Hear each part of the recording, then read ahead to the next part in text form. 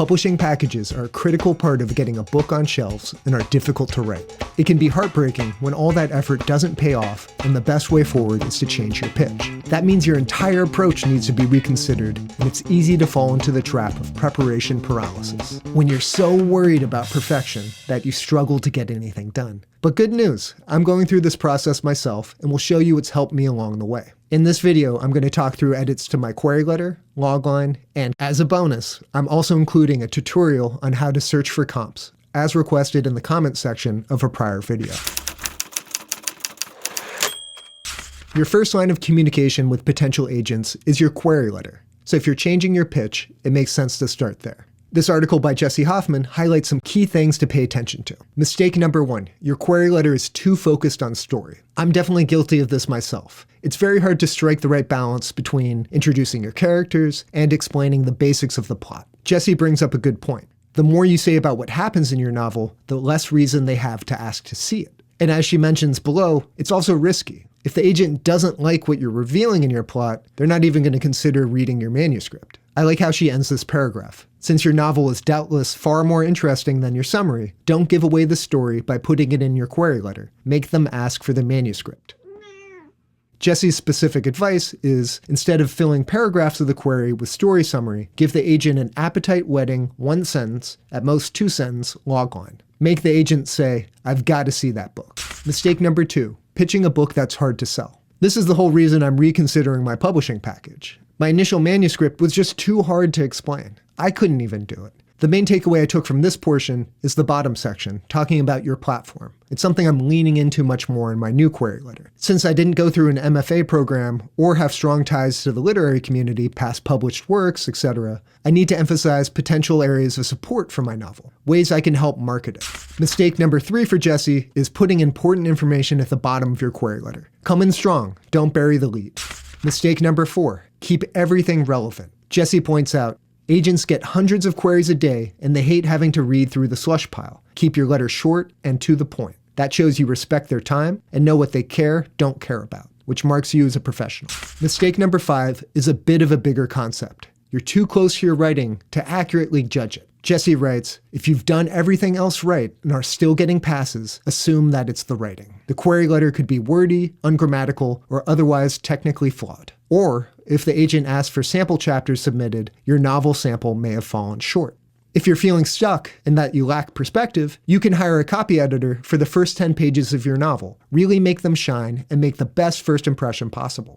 Now that we have 5 mistakes to keep in mind, let's take a look at my new query letter and talk through the changes. I wanted to start my query letter strong, so the biggest thing I changed was the opening paragraph. In a prior video, I mentioned having a long discussion with a friend of mine, an ad creative. One thing we identified as needing to be changed is opening with a strong logline. So here's what I came up with. To stop the world from unraveling, a witch ties together the fate of an unlikely fellowship. Not so subtle Lord of the Rings nod. The Witch's Weave, a debut epic fantasy novel of 85,000 words with series potential, will appeal to readers who love the setting of The Children of Gods and Fighting Men by Shauna Lawless, crave more of the anachronistic mayhem of The Daughters' War by Christopher Buehlman, or cannot get enough of character-driven Dungeons & Dragons campaigns. Now I'm leading with the hook and the market potential of it, which I think is a stronger introduction. I also now have a much more appealing word count, so that makes me much more willing to put it up top. Next, I largely draw from what I'd written in the prior query letter. A lot of this was applicable. I cleaned up the language a little bit and wanted to really focus on Lady Galder, the witch. Bringing these 4 together is Lady Galder's most vital task. I think that change was crucial to emphasize why this character is so important to the plot. If you look back to my original query letter, the second paragraph of that just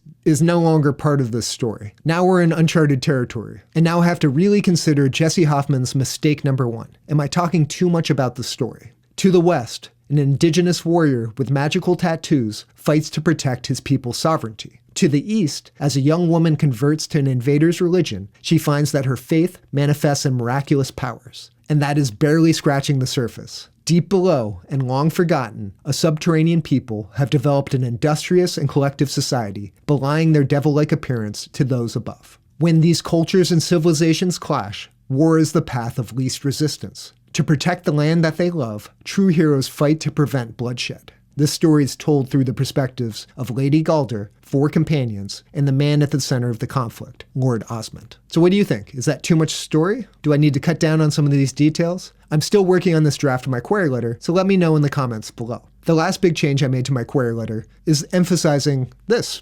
channel. I release a bi-weekly YouTube series documenting my publishing journey and to share my passion for writing. I'm fond of running tabletop gaming campaigns that facilitate communal storytelling. I especially enjoy when player spontaneity leads to unpredictable magic. Here I'm trying to emphasize the platform that I'm building, which is relevant, and I love the storytelling that tabletop gaming makes possible, and I also enjoy running campaigns as a dungeon master or game master. There's a lot of commonality in the skills needed, especially in a multi-POV book. So hopefully this new query draft is a good step forward. Currently, my biggest concern is that I'm still suffering from mistake number 1 that Jesse mentioned. Too much story is in this query letter. I had 2 friends look at a slightly earlier draft, one of whom is a literary manager, and he gave some great advice. I could potentially merge some of these paragraphs and save some of these details for the summary. He also encouraged me to send him a draft so he could provide additional feedback, which I'm definitely going to take him up on. Thanks, Dave. I recently finished Murakami's latest book, Murakami, if you want to be a little more authentic, The City and Its Uncertain Walls. The afterword really spoke to me and my project. He mentions that he tried to write this ambitious book back in 1980, early on in his career as an author.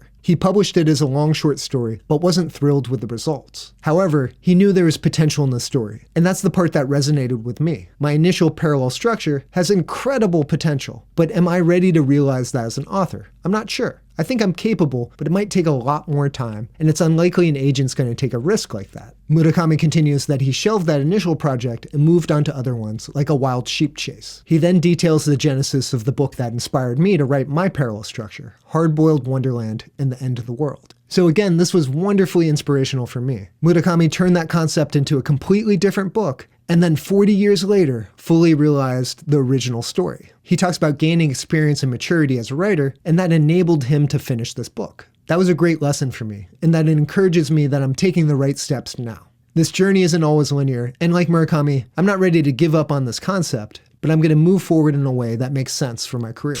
And finally for this video, a tutorial on finding book comps. It's trickier than you might think. In my mind, it's reasonable to assume that the internet would be a wonderful tool to find debut authors and track their books.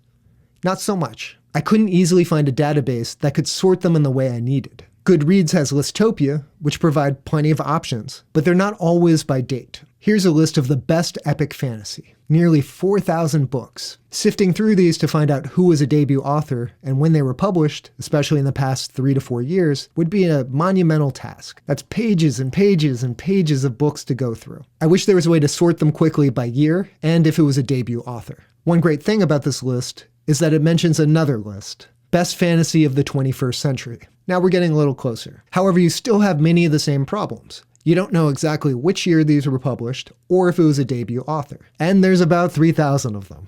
So what are some ways to simplify this search? I tried to use the advanced search function on Amazon, but ran into different problems. Mainly, there's a lot of self-published books on here, which wouldn't apply as a comp for finding a traditional agent, and I couldn't find a way to easily exclude self-published books. Do I manually want to search through 1,000 titles, many of which would be irrelevant?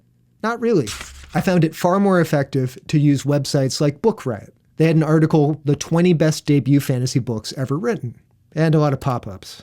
Obviously, something like The Hobbit is never going to be a good comp, but if you scroll down towards the bottom of the article, starting around the year 2020, these might be applicable and are worth looking into. Are these debuts? Are these authors relevant to your book? The most effective way I found to find debut authors in fantasy was going directly to major publishers, like Orbit. Here's their 2024 New Voices list, which almost automatically means these are going to be debut authors. What's nice about this format is you get a description of the book and also the author, multiple ways to form a good comp. A similar approach would be the Tor Sampler. This is the 2022 edition, featuring authors like Scott O'More, Marion Deeds, Malcolm Devlin, Rachel Swirsky, Joma West, Haran Ennis, and Ame Patwaka. Sorry if I mispronounced any of those names. These kind of resources are going to save you a lot of time. Find a publisher in your genre that you love and look at their releases. Look at their new voices. I hope that helped. That's it for this video. I'm out of here and I got to get back to work on my publishing package.